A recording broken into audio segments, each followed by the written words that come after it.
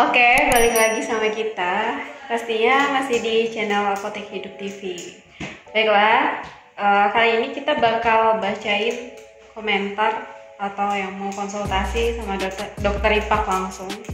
Kita akan bacain di channel kita. Nah, sudah ada nih dari Theo Tanto. Assalamualaikum dokter Ipak, saya mau bertanya, apakah flek pada paru-paru bisa hilang? Flek pada paru bisa hilang.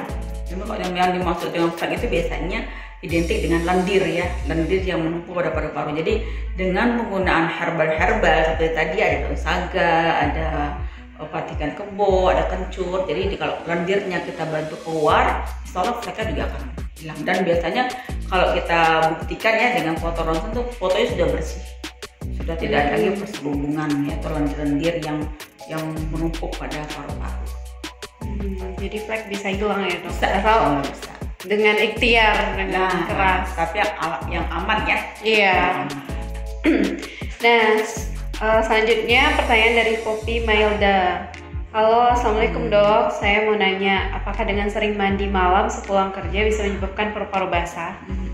Jadi yang dibilang yang biasa orang awam bilang paru-paru basah itu biasanya paru-paru yang terendam oleh cairan atau lendir. Itu bisa sekali terjadi umumnya pada pasien-pasien yang memiliki imunitas yang rendah biasanya. Jadi kalau mandi malam dia punya alergi dingin, ya bisa lendirnya akan terbentuk sehingga paru-parunya akan terus banyak lendir atau bahkan kalau sampai infeksi bisa membentuk cairan dalam paru-paru. Makanya bilang paru-parunya basah, paru-paru lembab ya.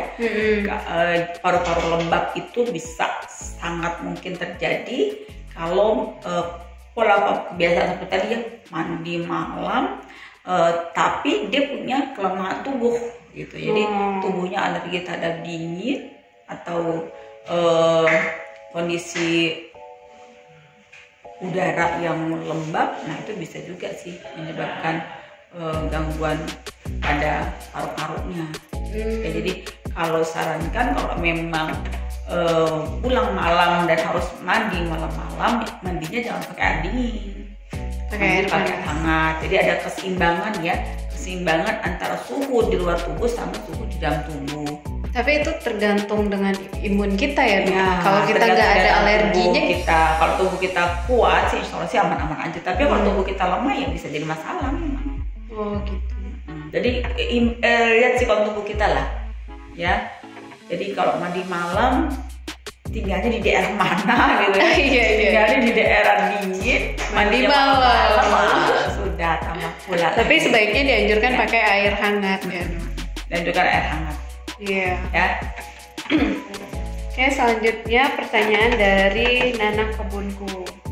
Assalamualaikum, mau bertanya Bu, sesak nafas dapat didiagnosis sebagai emfisema. Apa yang menyebabkan hal ini? Apa gejala lain pada pengidap emfisema dan herbal apa yang paling sesuai untuk pengobatan emfisema?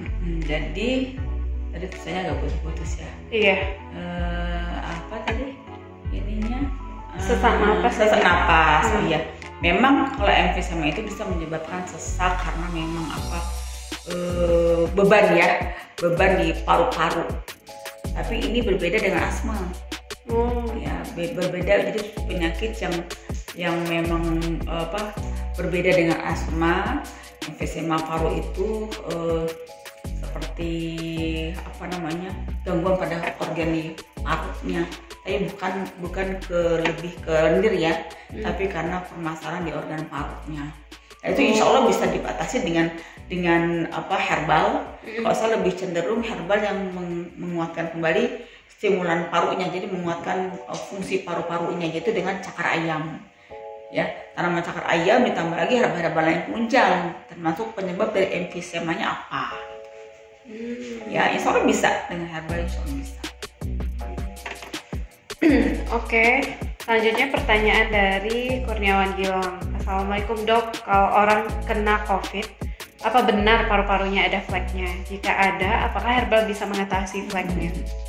Jadi memang gangguan COVID ini menyerang paru-paru, ya biasanya pada foto ronsen terlihat akan perselubungan yang sangat luar biasa pada organ parunya, dan ini menyebabkan munculnya sesak nafas pada penderita COVID seperti itu. Nah, kalau misalnya sudah terjadi perselubungan tersebut, bisa hilang nggak efeknya? Bisa, insya Allah bisa hilang. Tapi itulah ikhtiarnya selama ini ya, banyak kasus yang terjadi yang menggunakan herbal itu, alhamdulillah sih paru-parunya bisa bagus kembali. Bisa menggunakan flap yang bisa, insya Allah herbal yang kita gunakan harus tepat ya.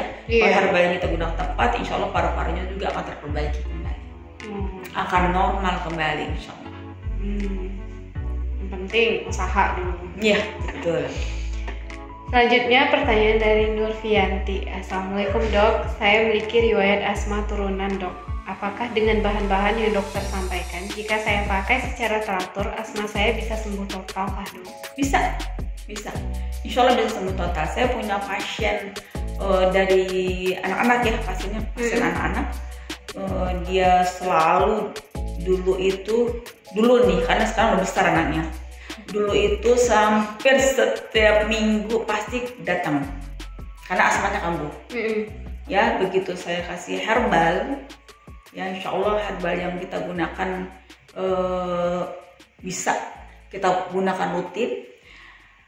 Alhamdulillah sekarang bahkan sudah kerja ya pasien saya ini, udah selesai kuliah, dan kebetulan tetangga, jadi saya bisa tahu sendiri bagaimana kondisinya, dan alhamdulillah tidak pernah kambuh lagi.